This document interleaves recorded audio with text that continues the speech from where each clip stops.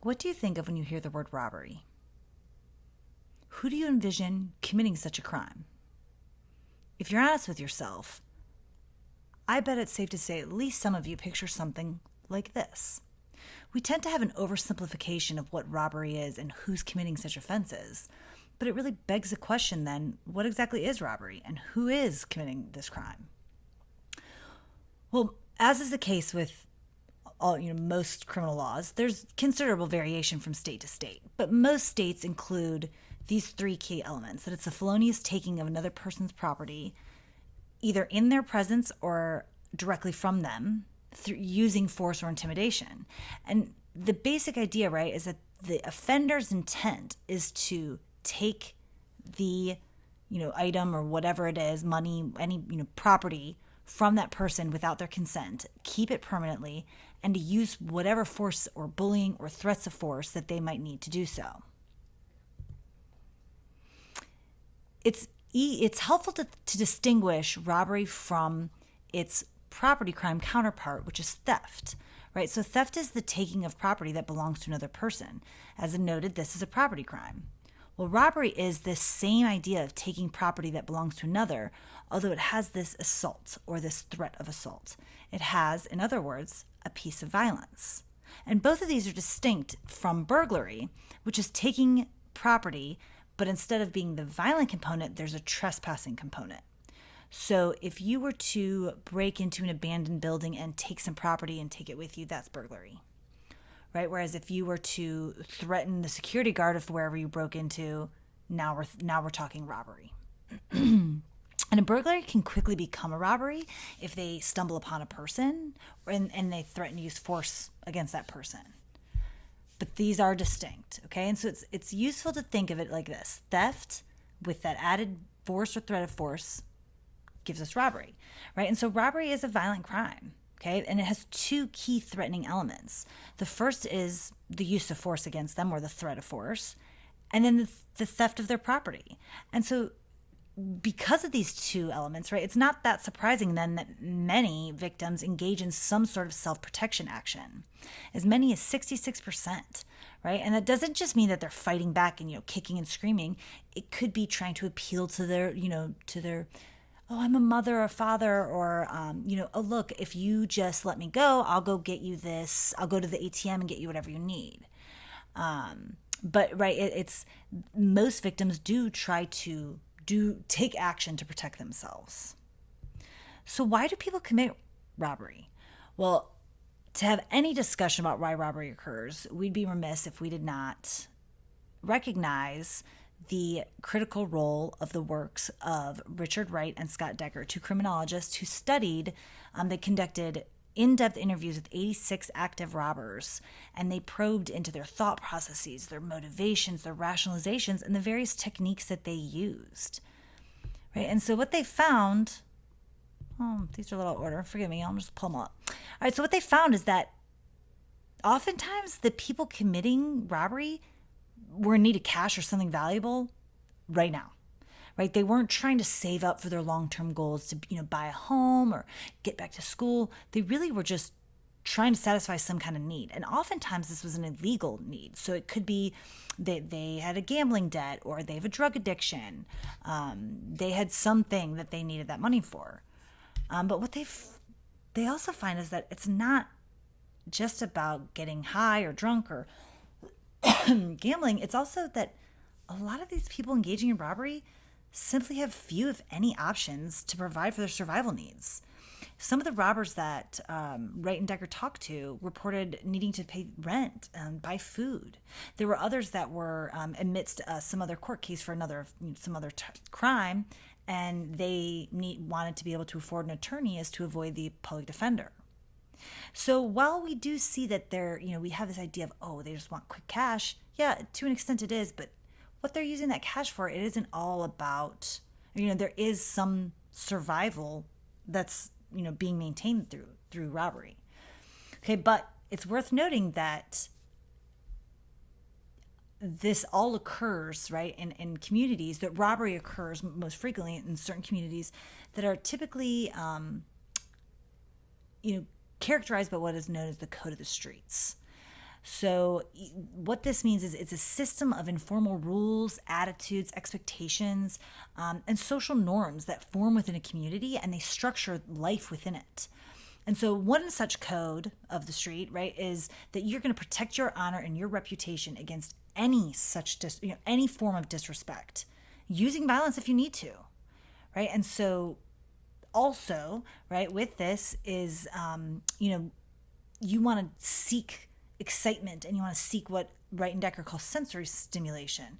So this could include things like drinking and drugs.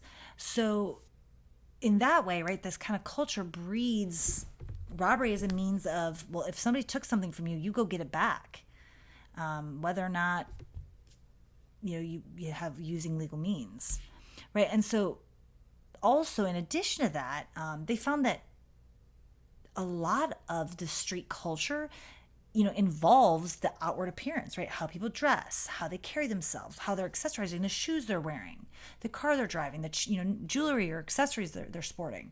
And so while most robbers are committing this crime to survive, there are some indeed that are, trying to seek out status items like some sort of, fancy jewelry or certain name brand shoes, whatever it might be.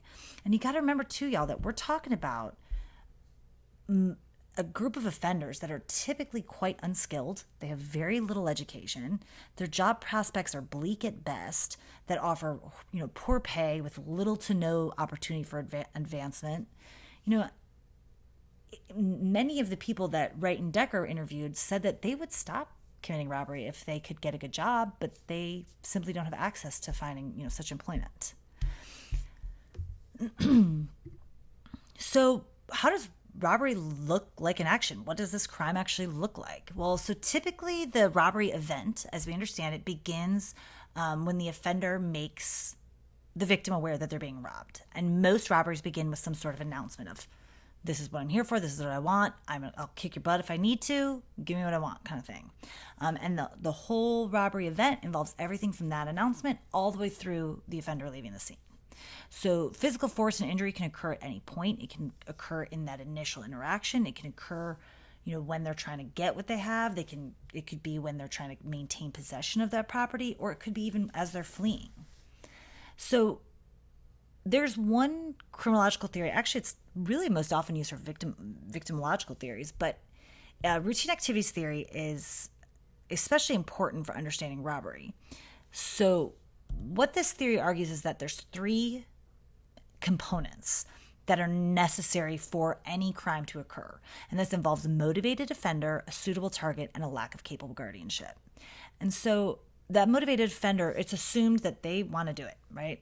But what this theory then, the implications of this theory is that if an offender wants to commit a robbery, they're more likely to go for someone that they see as vulnerable because they're more suitable, right?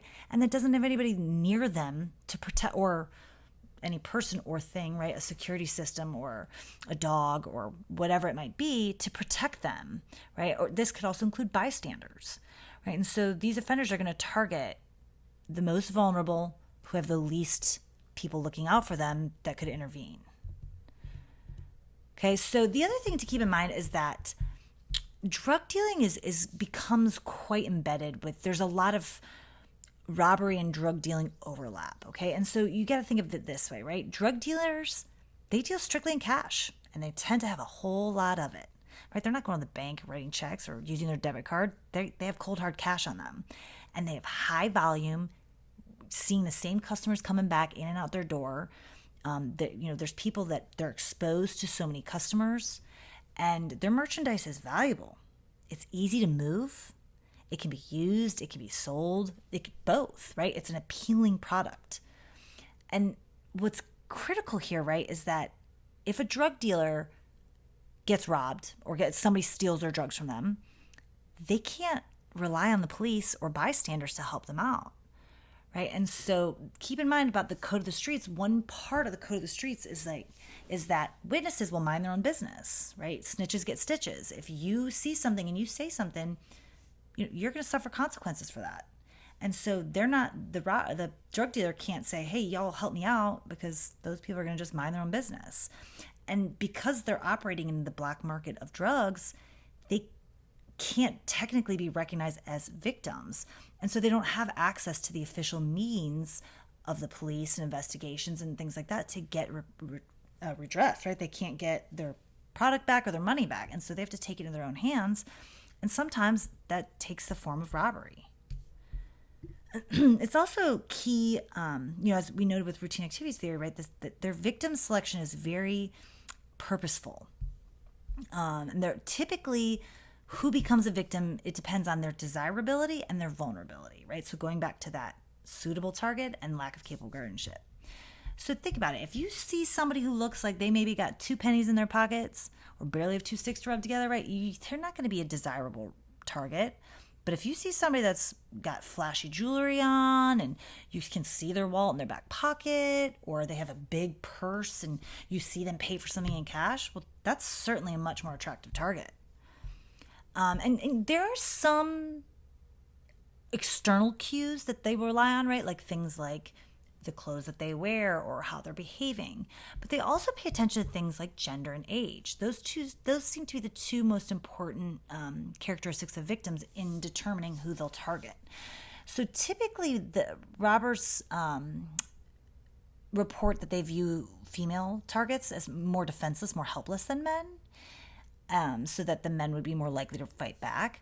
But really, it seems that potential robbers rely more heavily on age in determining how vulnerable they view a victim, with the elderly seen as weaker than their younger counterparts.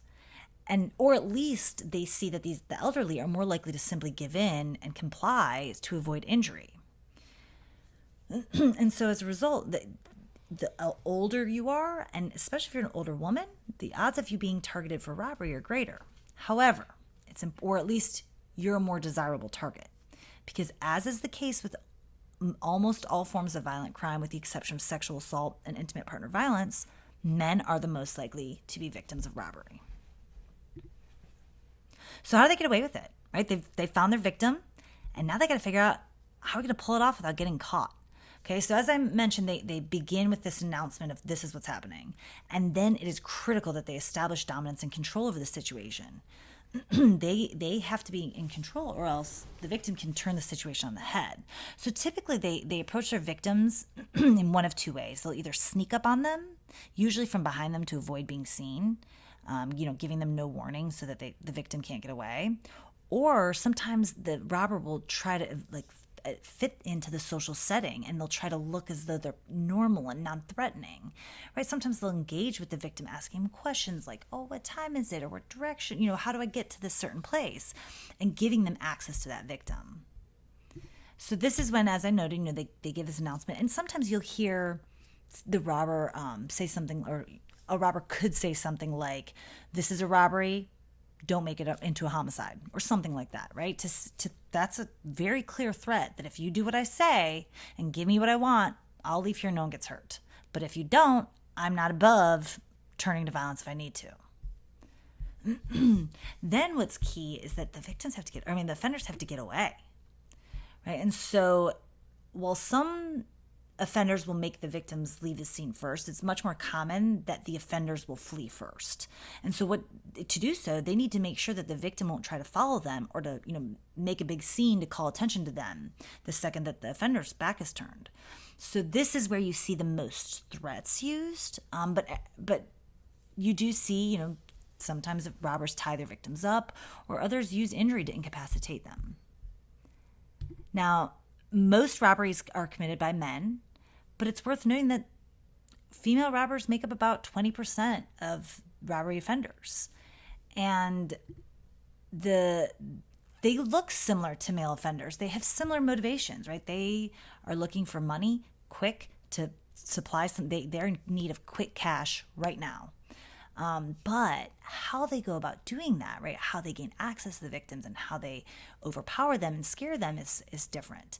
For example, women are much more likely to rely on their sexuality to gain access to victims, and they're very unlikely to ambush them, right? So they'll insert themselves into the social setting and then ease their way into access.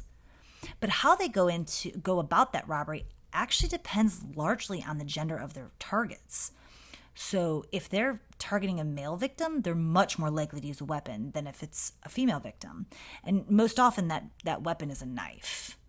Most male victims are actually targeted because the female offenders knew that target and felt they were owed something by them. So in this way, for female robbery offenders, the crime is often a means to some other end. So I'm going to get payment for the drugs, or I'm going to get he owes me, or I'm going to, I've been working for him for however long and he or her, and they haven't paid me. I'm going to go get it. And sometimes they will target strangers, but most often the strangers that female robbers of target are female victims, right? There'll be somebody they don't know. So if the victim's a male, it's more likely they know them than if it's a female. Well, and so this really brings a question. How do we stop robbery? I want you to sit on that and read through the textbook and think about what was discussed here. If you were in charge of a police agency in a moderately sized city, what policies would you recommend were implemented to reduce the frequency of robbery?